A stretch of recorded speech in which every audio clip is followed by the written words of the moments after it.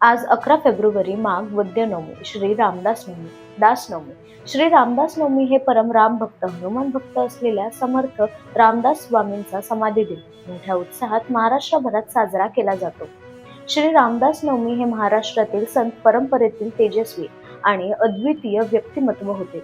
त्यांचे काळ साधारण 1608 ते 1681 आहे. ते केवळ आध्यात्मिक गुरु नव्हते, तर संघटक, समाजसुधारक आणि राष्ट्रप्रेमी संत होते. रामदास स्वामींनी समाज प्रबोधन, दासबोध, ग्रंथ निर्मिती, मनाचे श्लोक, देवांच्या आरत्या आणि हनुमान स्तोत्र रचून लोकशिक्षण व धर्मसंस्थापनेचे कार्य केले.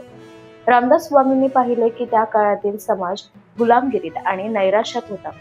रामदास स्वामींनी समाजाला नवीन चेतना देण्यासाठी आणि तरुणांनी बालोपासना करावी यासाठी शक्तीचे प्रतीक असलेल्या हनुमानाचे अनेक गावांमध्ये मंदिरे उभारली.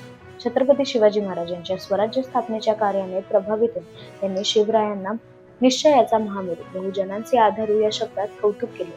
श्री रामदास स्वामींनी समाजाला शिकवले की संसारातील जबाबदारी टाळून परमार्थर होऊ नका, संसारात राहूनच ईश्वराची भक्ती करा, कठीण काळातही आपला निश्चय ढळू देऊ नका.